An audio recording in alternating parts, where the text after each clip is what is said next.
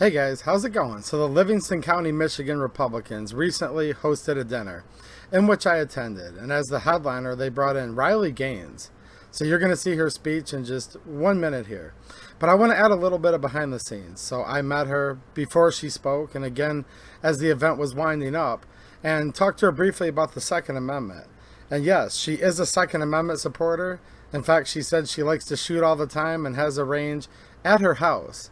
So we all know the things that Riley's doing to advocate for women and girls in sports, and I think that's a very important thing, but she's also on our side with the Second Amendment, which I thought was totally awesome. So here's Riley's speech in Michigan. And thank you guys. This is an amazing event. This is an amazing venue, so thank you to Crystal Gardens for putting all of this together, and of course the coordinators. You guys are amazing. I thought Nashville had bad traffic, first of all. If there's anyone in this room who has anything to do with the roads, fix it. Nashville, we have all the Californians moving in, so it's gotten crazy, but coming from Detroit to here, that was next level. But anyways, a little bit about me. I recently graduated from the University of Kentucky, where I got my degree in human health sciences and health law. I had every intent upon graduation to go to dental school.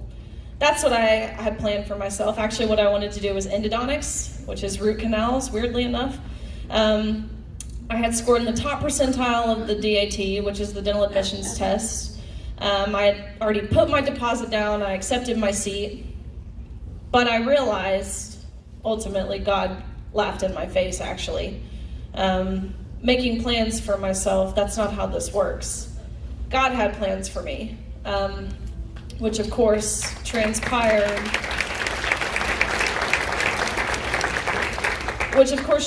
my senior year of college. It would have been really easy for me to go to dental school with the life I had planned for myself, and with my 6'4" husband who's British but now also has this cute Southern accent, living in Nashville, so it's really cute. Just building my house, I have 2 dogs. It would have been really easy for me to continue down that path. But seeing what I saw, facing what I faced, I realized what's at stake if we don't fight for this. And I realized what a disservice it would be, not just to myself, but to the women who came before me who fought relentlessly for Title IX, for the women who were in my same position, the present female athletes, and are effectively silenced by their universities, and of course, for that next generation of female athletes, women and females in general, who don't yet have a voice or who don't yet understand the implications of what this means for them. But a little bit about my swimming. Started swimming when I was 4 years old, swam all the way through college, graduated, of course, when I was 22, so I dedicated 18 years of my life to my sport, which of course meant your sport-specific training, like your swimming, but also your weightlifting, your diet. If you saw me eat all those cookies tonight, no, you didn't. I'm not swimming anymore, so I'm allowed to. But your diet, your sleep schedule, your physical rehabilitation, it's impossible to put into words the amount of time and the sacrifices and the dedication you have to make to compete at that highest level. And I'm extremely proud to say that I finished my career as a 12-time NCAA All-American, a 5-time SEC champion. I'm actually still the SEC record holder in the 200 butterfly, which means I have like very big manly shoulders. 2-time Olympic trial qualifier, SEC Scholar Athlete of the Year, SEC Community Service Leader of the Year, but again, all of that to say, it's a lifelong journey. And so, my junior year of high school, I ultimately committed to the University of Kentucky. I'm sorry guys, I'm biased. I think the SEC is the best conference. All my family were SEC athletes. I knew I wanted to be in the SEC. I actually thought I was going to be a Florida Gator, but I took my trip there, and I didn't get that feeling like home that I was told you're supposed to get. It didn't feel like home. And so my boyfriend at the time, who's not the man I'm married to now, he was a big Kentucky fan. And Kentucky was not a good swimming school. I had no interest in going to Kentucky. This coach kept pestering me to come on a visit. And he said, we can take you to a basketball game. And this is, of course, before Kentucky was losing to the Peacocks or whoever we lost to in the NCAA tournament a few years ago. And so I thought, what a cool thing to do, to take my boyfriend there. It's like a Christmas gift or something. And so I did, but ultimately I fell in love with the university, the team, the coaches, the campus. There was someone in here with the UK hat, Craig, wherever he is. There we go. But I fell in love. And so on a whim, I committed, and that coach who was such a pest is my best friend, still to this day. Freshman year rolls around. I thought I worked hard before. I was wrong. We were practicing 6 hours in the water every single day, with 3 of those hours being before 8 a.m. So you practice from 5 a.m. to 8 a.m., you go to class, you come back to the pool from 1:30 to 4:30. We ate dinner at old people time, 4:45, and eat dinner, do your homework, ice your shoulders, go to bed, do it all again the next day. And so my freshman year was a lot of adjusting. I was still improving, but I knew I was capable of more. And so my sophomore year, that's really when I found this sense of consistency in the weight room, in the classroom, among all of those aspects I previously mentioned. I was able to be consistent. And that's when I started improving and really having this breakout season. March of 2020, 3 days before we were supposed to leave for our national championships, COVID hits. Our coaches pull us out of the water, and he says, if you live in the dorms, pack up your stuff, you have to leave campus tonight. And we never got to leave campus. We were there all summer. You don't get to go home for Christmas, you don't get to go home for Thanksgiving. We got 1 week to go home in August each year, that's it. So middle of March, we were getting told we got to go home. I was like, oh my gosh, yes, this is so exciting. But of course, there was a lot of uncertainty. That excitement lasted for 24 hours until I realized what this really meant. Because upon going home, there were no pools open. There were no gyms open. So every day, I put on a wetsuit and swam aimlessly in the lake because I knew I had to if I wanted to continue improving. I had this route where I would jump in the boat dock and swim down by Johnny Cash's house and then come back. And the amount of snakes that I swam into and dead catfish, it was not pleasant by any means. But I knew I had to do that. And so we come back junior year, eventually, and I continued that breakout season I was having. Ultimately, my junior year, this is when I first won an individual SEC title. This is when University of Kentucky won their first ever in school history's team title. I was team captain. This is when ultimately I finished 7th in the country, which I was proud of. I was top 8, I was an All-American. It was an honor, but again, I knew I was capable of more. And so it was right then and there that I finished 7th, that I made it my goal my senior year to win a national title. And so senior year starts up, and I'm right on pace to achieve my goal. About midway through my senior season, so November of 2021, I was ranked 3rd in the country, behind one amazing female swimmer, a few 100ths or 10ths of a second behind her. And I knew her very well. She was in 2nd, because like in most sports, your top tier athletes, you know of each other, regardless of where you're competing in the country, because you've grown up competing against each other. And so I knew the girl in 2nd very well, but the person who was ranked 1st by body links, I'd never heard of before. And this is the first time I became aware of a swimmer named Leah Thomas. And so there was a lot of red flags. Again, leading the country by body links. This was a senior from University of Pennsylvania, which is not a school that historically produces fast swimmers. They were ranked 1st in the country in the 100 freestyle, which is a sprint, and all of the freestyle events in between until the mile. And so for those of you who don't understand swimming very well, think of this in terms of your Olympic runners. Your best 200-meter runner is never going to be your best marathon runner. They're totally different systems. But that's what we were seeing in this person. And so I'm looking up the name Leah Thomas on this database called USA Swimming, where it tracks your progression. And so if you were to look up my name, you would see my times from when I was 8 years old and on. And so I'm looking up this name. There's no history of this person until this season. Again, it didn't make sense. I was more apt to believe that this person just came out of nowhere than to believe it was a male, until an article came out. And in this article, very briefly in a blip of a sentence, it says, Leah Thomas is formerly Will Thomas and swam 3 years on the men's team at University of Pennsylvania before deciding to switch to the women's team. And then the article carried on. And I was so shocked when I read this. But really, I felt a sense of relief, because then I went to look up who Will Thomas was on that database.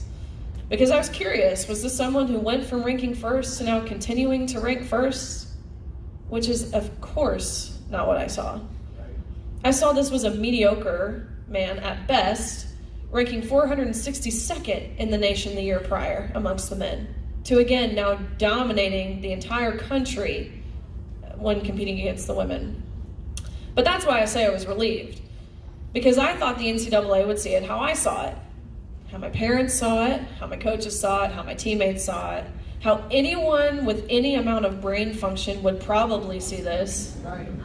But that's not how the NCAA saw it. They saw nothing wrong with it.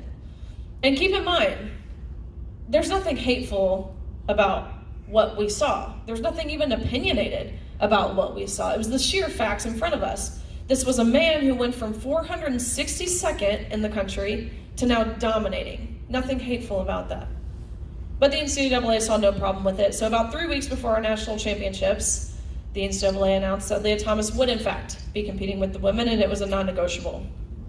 And so I got to personally witness and feel the effect that this infringement had, this injustice had on my teammates and my competitors and myself. I don't claim to speak for every single person on that pool deck, but I can wholeheartedly attest to the tears that I saw, not just from moms in the stands who were watching their daughters get obliterated, but from tears from the girls who placed 9th and 17th and missed out on being named an All-American by 1 place. And I can wholeheartedly attest to the extreme discomfort when you turn around in the locker room and there's a 6'4", Wikipedia will tell you he's 6'1". That is a lie. A 6'4", 22-year-old man, fully intact with and exposing male genitalia inches away from where you're undressing. And I can wholeheartedly attest to the grumbles and whispers, because that's what they were. They were whispers of anger and frustration from these girls who, just like myself, had worked our entire lives to get to this meet. And so that first day of competition, this was not an event that I compete in, and so it was the 500 freestyle, and so I watched on the side of the pool. You guys can guess, as Leah Thomas swam to a national title, becoming the first man to win a Division I NCAA women's national championship title by body lengths. And for perspective, swimming is a sport that's measured down to the 100th of a second. So even 1 second in the sport of swimming is so much.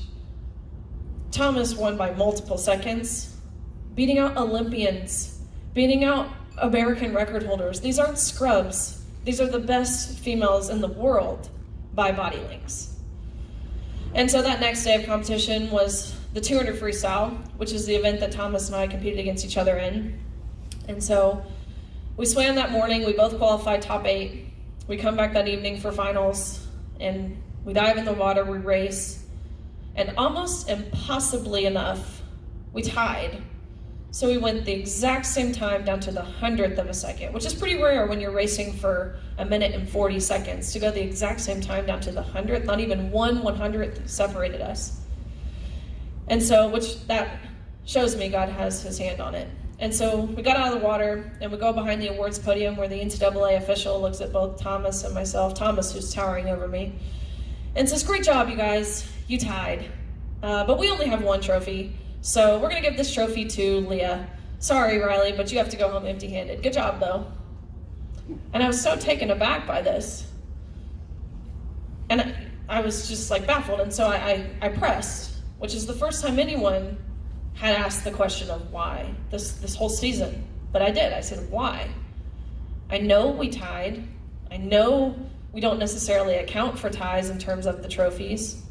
But why are you adamant on giving this trophy to Thomas, a man, in the women's 200 freestyle? What's your rationale? And he's,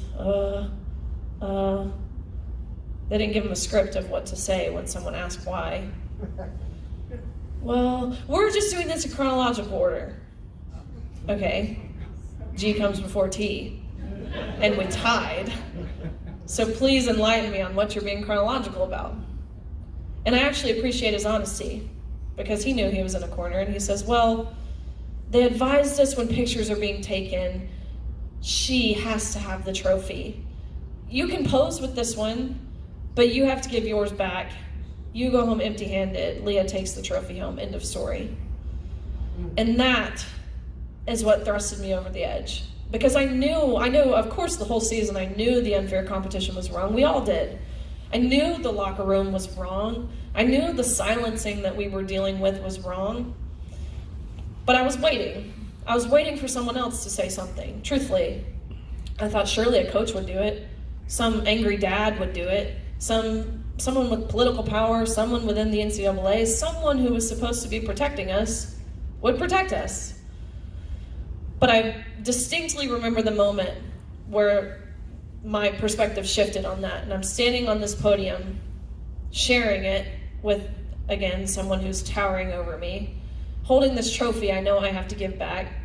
And I remember thinking, if we as women, we as female athletes aren't willing to stick up for ourselves, we can't, how can we expect someone else to do it? This has to come from us. It's not fair for us to expect someone else to do it. This needs to come from us. And so that's when ultimately I decided I was going to be speaking out. And I know I talked about the locker rooms, but if I had to see it, you guys at least have to hear about it. We were not forewarned we would be sharing a changing space. No one told us. The only time, again, we became aware we would be undressing next to a male was when we were undressing next to a male. And so I'll set the scene. A swimming locker room is not necessarily a place of modesty. These suits you put on, it takes about 15 minutes to really tuck and poke and prod yourself into these suits.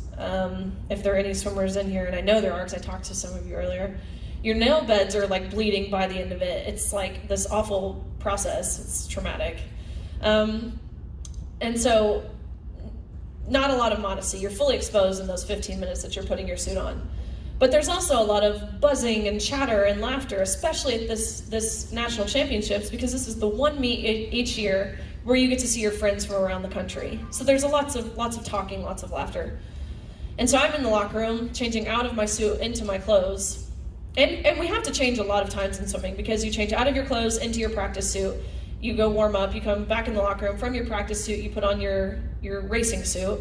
Then from your racing suit, you'll come put back on your practice suit to go warm down.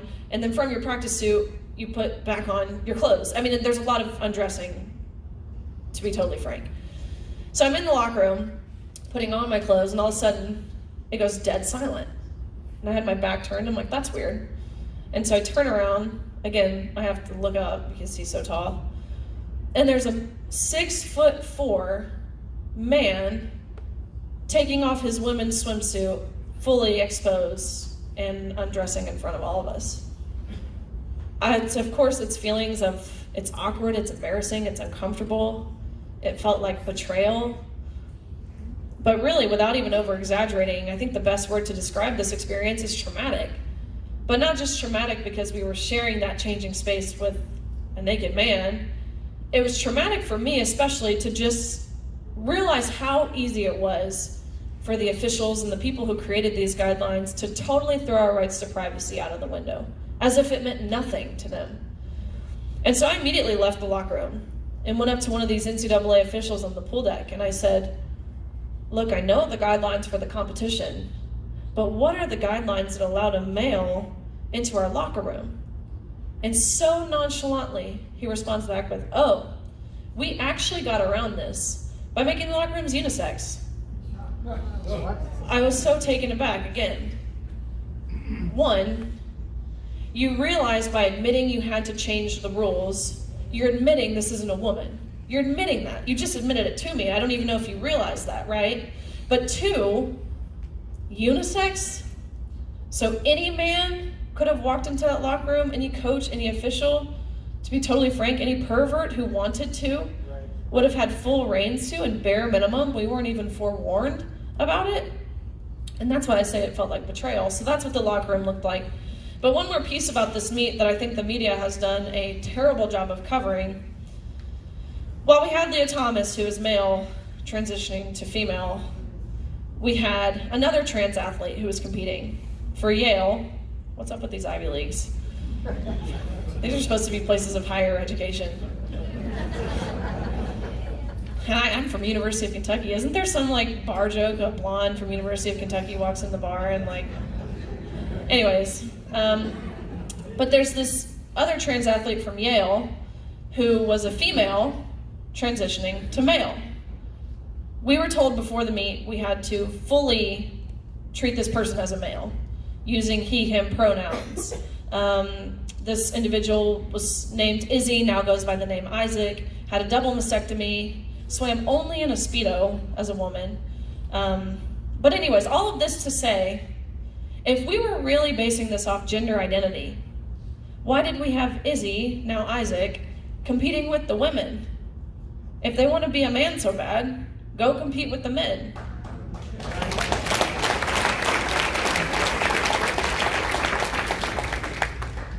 But I say that to say it's the women's category that's at jeopardy, and that's proven time and time again. Picture this again, if I had to see it, you guys at least have to hear about it.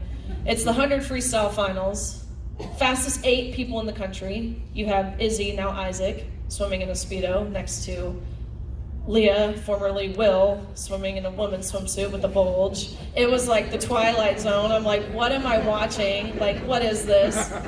Crazy. But that's what that looked like. And I bet there's a lot of people in here who didn't know that because the media doesn't want to tell you that.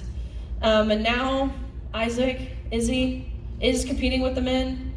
As a top 5 finisher in the entire country as a woman, finishes dead last every single time amongst the men.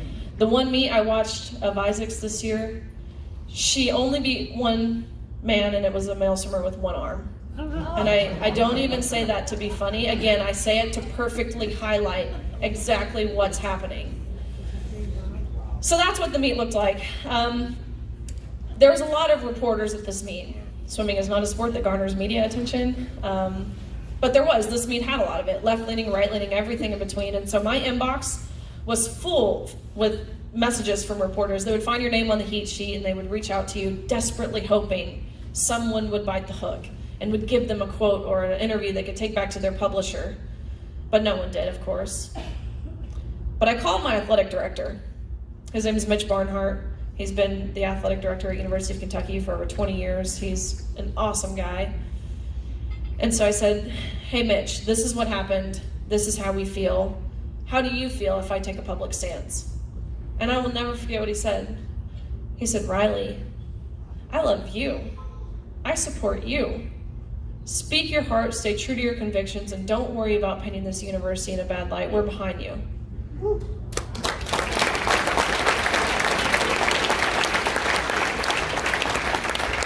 One more plug to send your kids to the SEC. But I thought nothing of it when he said that. I said, okay, thanks, bye, hung up. I didn't even think, I thought that's how any athletic director would treat their student athlete. I thought nothing of it. And so I reached out to I answered back this reporter from the Daily Wire, provided her the interview. I told her about the locker room. I told her about the trophy, the severity of what we were dealing with. And the story blew up. I think for a couple reasons, one of which being people saw the severity. I think when you hear the term trans woman, you think of someone who is fully committed to transitioning and has gone through the surgeries and has these computable testosterone levels, but we raised a man who grew out his hair. And so 2, sports is just something that resonates with everybody.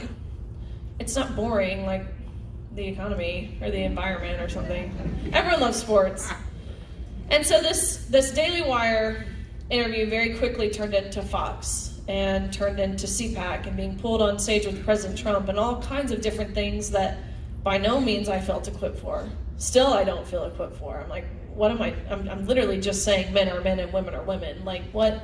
But I truthfully, I began to feel like I was preaching to the choir. It was great. People were listening. I was shedding light on the story. But how could I reach the people who don't agree with me? Every old man who watches Fox already agrees with me. My dad is one of them, so I'm allowed to say that. But how could I get the people who don't? And so I took it upon myself to start reaching out to CNN and MSNBC and a lot of the left-leaning outlets, especially a lot of the local ones to Lexington and Nashville, which is home, thinking, they're reporting on these stories. Of course they would love to consider my perspective. Every single one of these outlets responded back with, we don't want to give you a platform to spread your hate. And this was hard for me to hear, because again, they were talking about the stories. It's not like they just didn't cover the stories at all, but they wouldn't consider the perspective of someone who actually saw it firsthand. And that's when I realized, I knew media bias existed, but that's when I realized that they want us to be divided. They don't want unity. That's not what they want. And so I kind of continued on just saying yes. I said yes to every opportunity, every podcast, every interview. The podcast could have one listener, and I was saying, yes, of course I want to go on, just because I wanted to put ourselves in a position where we couldn't be ignored anymore. And so, again, it was great, but then I began to feel like I was whining and complaining. And if there's one thing my parents always taught me, it's put up or shut up. You can complain all you want, but unless you're willing to do something about it, then it's simply just complaining, and no one likes to be around someone who's complaining. And so that's when I wanted to get involved in making impact. And that's when I started traveling state to state, testifying on behalf of these state legislatures who have introduced their fairness in women's sports bills entirely out of my own pocket at first, which now I can proudly say, just 3 years ago, there was only 3 states that have passed some sort of fairness in women's sports bill, and now there's 22, which is great news.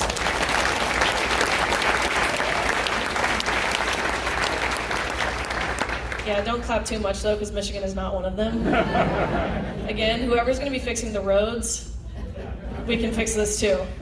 But I will say I've had some amazing conversations with the GOP party in Michigan about effective ways to communicate this message and what we can do to get people on our side and to realize how this is harmful to women, how this is harmful to everyone, really. So 22 states have now passed some sort of fairness in women's sports bill. I've also introduced new legislation called the Women's Bill of Rights, which is crazy because this is just a law that defines the word woman. Never thought we would need that. But I worked closely with the state of Kansas to get it passed first, then my home state in Tennessee to get it passed. I'll be going to Oklahoma next week, where Governor Stitt will be signing an executive order to pass the Women's Bill of Rights, which is amazing. So that as well. But at the federal level, we have Title IX, which is a civil rights law that is supposed to prevent discrimination on the basis of sex.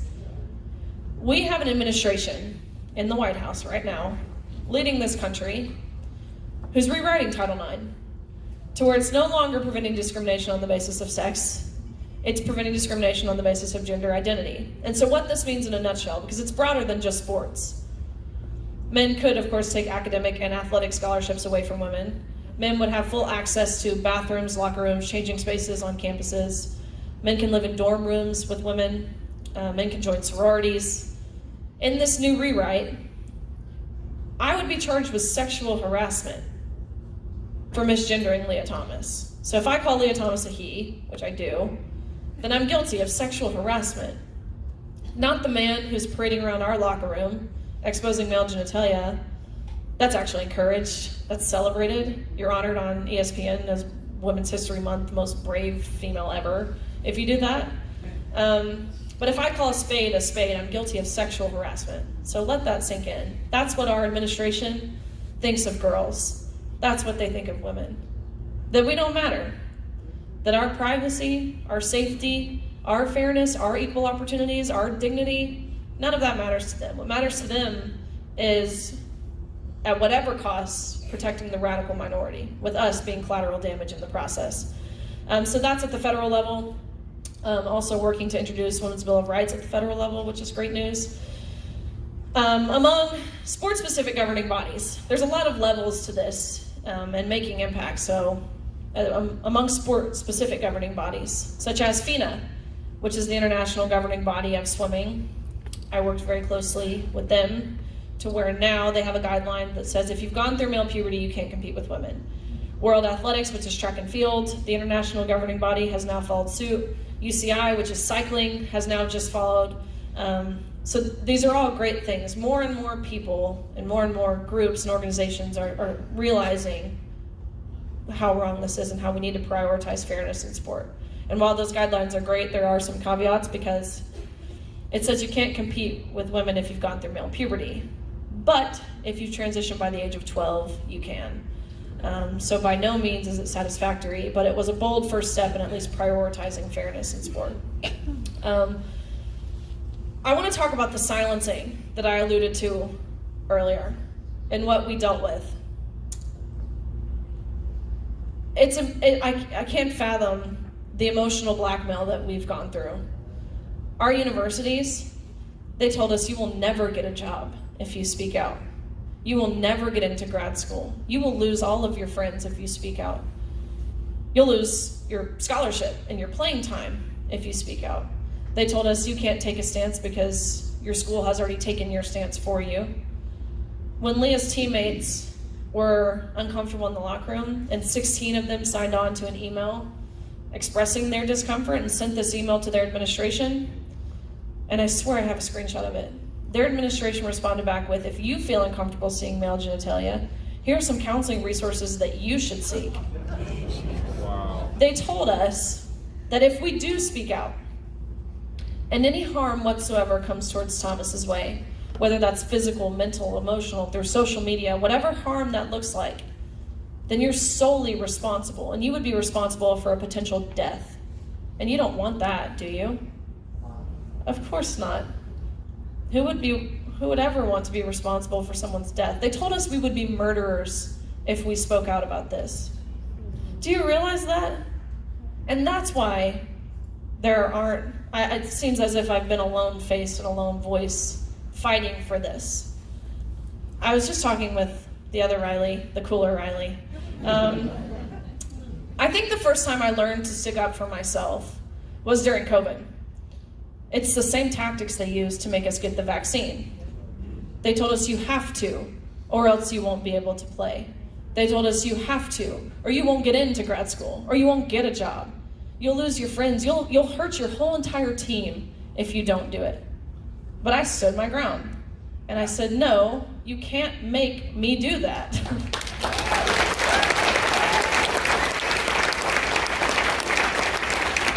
But I didn't realize how similar the parallels between the two until now. And I think learning to stand up for myself then has helped me stand up for myself now.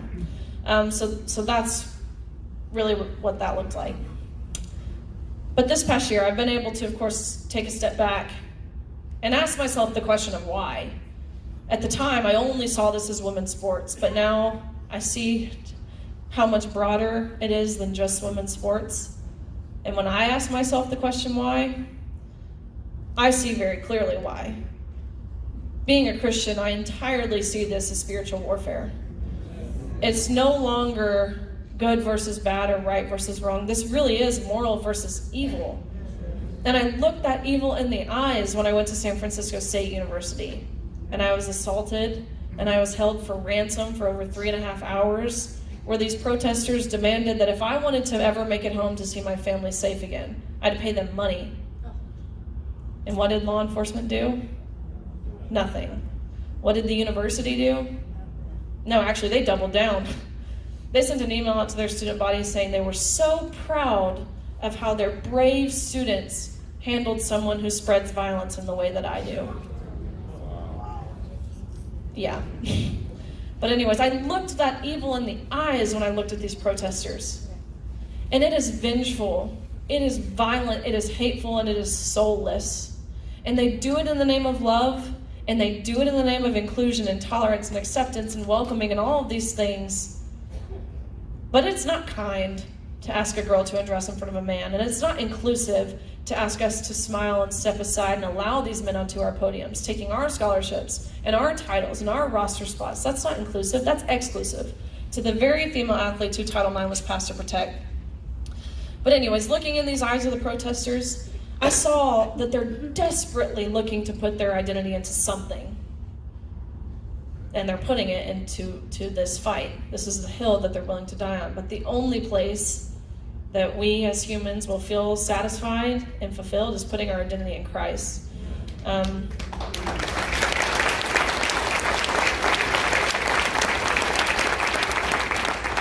And so that's a big why. But looking at the breakdown of faith, and looking at the breakdown of family, and looking at the breakdown of our freedoms, such as our freedom of speech, and looking at the denying of objective truth, and the silencing, and the changing of the language that we use, it's no longer mother or woman. It's birthing person, cervix haver, uterus owner, chest feeder, bonus hole, that's a new one. So the changing of the language, I mean, look at these bullet points. The changing of the language, the denying of truth, the silencing, the breakdown of faith, the breakdown of family, the breakdown of our freedoms. This is textbook Marxism. Textbook.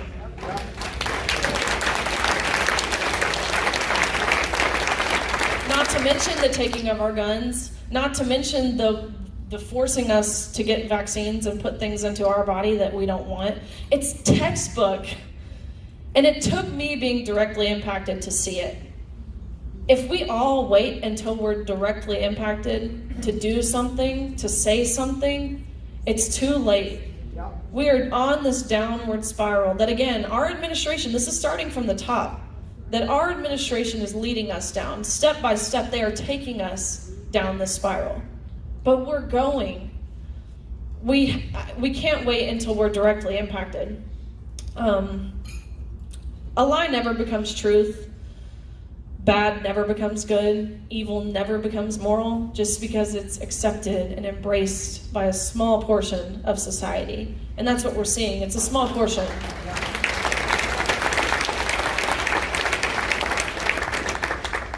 I get told I'm brave all the time. I get told I'm courageous all the time, and it baffles me because, and while I do agree there is an extent to where you have to be, because people do lose their jobs for speaking about this. I just talked to the professor of undergraduate, I think she was the undergraduate director at Harvard of human biology and evolution something, I can't remember the exact department, but of biology and evolution, something in that realm. The director of this program. She was just fired from Harvard for using the terms male and female because it's gender exclusive, which is crazy. So I understand there is, to an extent, it does require bravery, but it baffles me because, again, I'm saying the most simple thing. I'm saying the most basic truth we have, which is man and woman. It's the essence of humanity. Hate to break it to you, that's how we're all here, is man and woman, and they're asking us to deny that. It is like denying the sky is blue. We're living in this George Orwell dystopian novel, again, where they want us to say 2 + 2 is 5. Right. And we know it's not 5. But again, while it is scary, the labels, the name calling, and you will get called them, I do, transphobic, homophobic, racist, white supremacist, domestic terrorist, fascist. You get called them all. And while that is scary, what's scarier and what should be scarier to all of us is not standing firm in the truth. Right.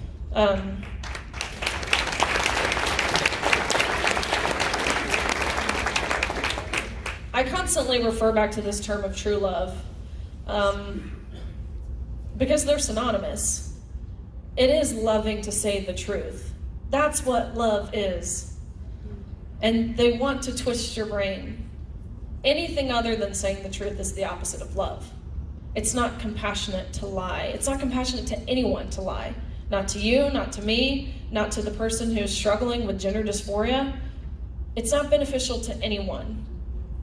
So think on that. Think that these two terms are synonymous, true and love. And I'll leave you guys with this. Parents, grandparents, defend your daughters. Your daughters need you. But also, this conversation very quickly gets centered around girls and women. Men, you're not in the clear. We need strong men. So while you're defending your daughters, teach your sons masculinity.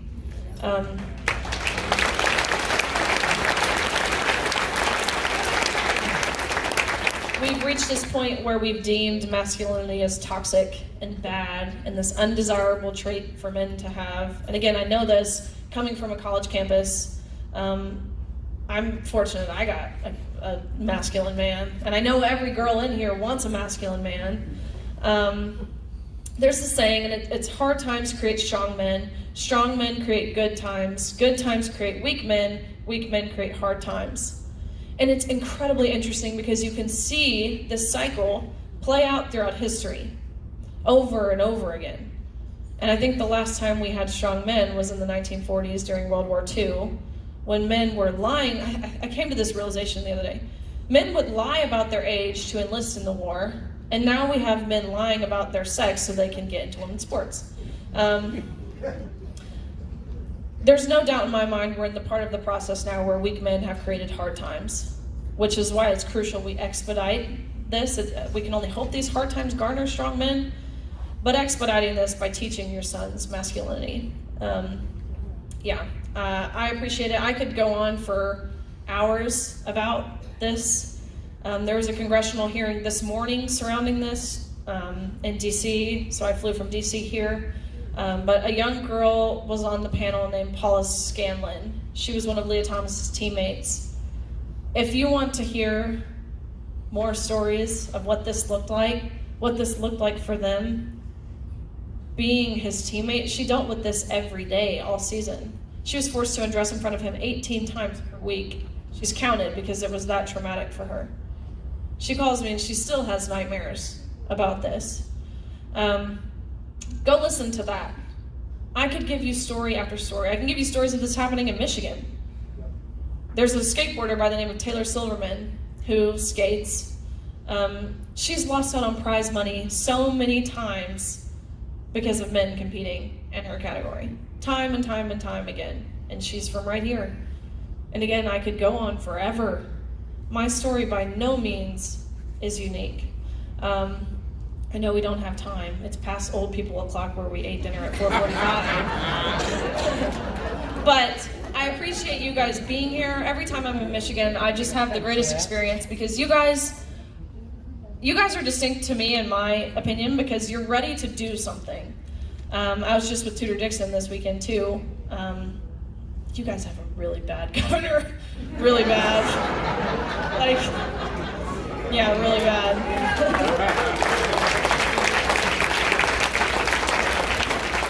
So it makes sense why you're ready to do something. And I love that. I love seeing that. I love that y'all are ready to roll up your sleeves and say enough is enough, which is what we need. So again, thank you guys for being here. I could go on and on, but I'll stop, so thank you. I'm glad Riley came to Michigan and shared her story with us. I thought it was an interesting conversation that she had, just talking about the whirlwind that's been her life. And I'm also glad that she's a Second Amendment supporter. That means a lot to me, and I wish her the best of luck with all of her future endeavors. All right, thanks for watching, and have a good one.